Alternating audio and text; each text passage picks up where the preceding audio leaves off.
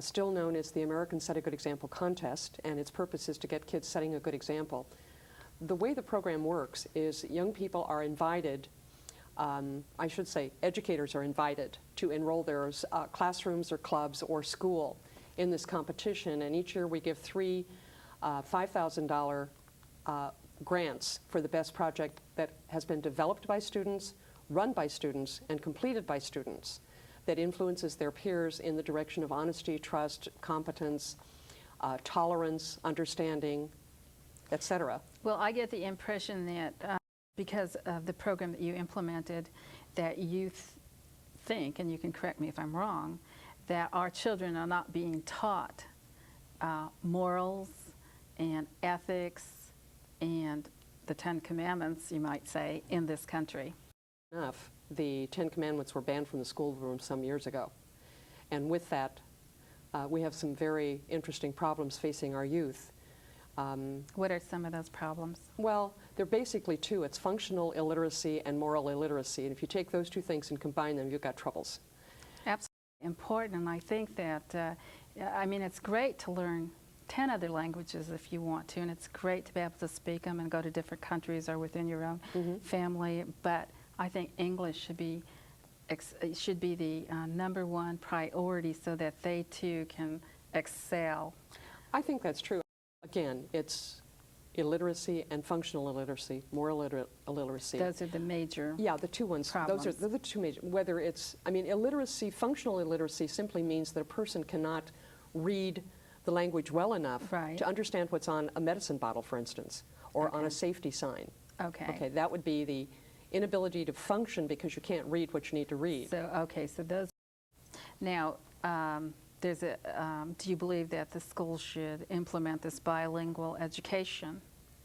Well, I haven't gotten so much into bilingual education as I've gotten into the fact that children need to be taught basics. And that's basics of reading, writing, math, science, history, you know, the traditional proven methods of education. Well, the reason I asked that, not just because we live in America, but because we live in a world where English is predominantly used throughout the world. Right. And so if you can speak English fluently and also have a command of other languages, you're considered to be a very, very valuable person as far as like taking advantage of the opportunities that are available to people who are highly educated. I think one of my experiences when I was actually in Europe in 1974 was running into an individual in a hotel in Austria who actually spoke 6 languages, but he had a direct command of the English language as well. Concerns them. Then moral illiteracy, come with me on a little trip. Let's take a little mental image picture here, all right? Or a little mental image tour. And let's go back to Cambridge, Massachusetts, circa 1992. And let's enter a courtroom. And in this courtroom, let's say that we have a 16-year-old boy, and this is an actual incident, by the way, 16-year-old boy who is being arraigned for murder. And he's being arraigned for the murder of a student that he shoved a knife through the body of, and then bragged about the fact that he did such a clean job. In the same courtroom, we have 2 girls, both of them are crying. And there's a reporter, and this reporter walks up to one of the girls and he says, you know, I really understand your loss. And she comes back with, I'm not upset about that. I'm upset about the high bail that the judge just gave my friend. And the other girl looks up and she says, yeah, what's the big bleeping deal? People die every day. Well, that attitude is probably the bottom of the barrel when it comes to moral illiteracy. I have a graph I'd like to show you, if I might. Sure, I'd love to see a graph. Yes, here we go. So the graph that you're looking at is between 1965 and 1985, and that red line shows the growth in crime arrests, violent crime arrests, for teenagers under the age of 18. This directly parallels the years when all moral education was taken out of our schools. There was no value education, and character building as we know it from the 40s totally disappeared from the classroom. Well, actually, our guests that have been on the show and are talking about the injustices within the judicial system and in our political arena, because of the lack of integrity and morals and principles and this old boys network that's hard to penetrate. And of course, the bottom line being money, power, control, and the abuse of those things. It seems like between 1979, it appears to be, between the years of 1979 and 1992, a lot.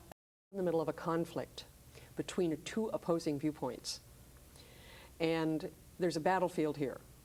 And on one side you have psychiatry, psychology, and on the other side you have a different viewpoint. Let me read you a couple of quotes if I might. Sure. This particular quote that I'm going to read talks about how every child in America entering school at the age of 5 is mentally ill because he comes to school with certain allegiances to our founding fathers, toward our elected officials, toward his parents, toward a belief in a supernatural being, and toward the sovereignty of this nation as a separate entity. It's up to you as teachers, this man says, to the people listening to this, it's up to you as teachers to make all these sick children well. Which is what was happening today. Right, exactly. This next quote comes from another person, Phyllis Schlafly, of the Eagle Forum, who actually publishes a paper called Child Abuse in the Classroom. And she says, one raises the fundamental question, who should decide what values, attitudes, and beliefs a child should be taught? Should it be the parents or the U.S. Department of Education, which funds outcome-based education? Of course it is the parents. Responsibility, authority, and accountability for educating our children belong to the parents first, and then the local community, and then the schools. So what we have here is we have two opposing viewpoints. We have the viewpoint that parents and community, and then the schools should be, directing what's happening in our children's schools. Right. And then we have Mr. Pierce's viewpoint, which is actually a pickup on another viewpoint that was expressed many years before by a fellow by the name of Edward Thorndike. Mm-hmm. Okay? And these two elements are being pushed together just like this, in total warfare, Opposition. if you will. Mm-hmm. And as you can see, nothing's happening. Right. Nothing's happening at all.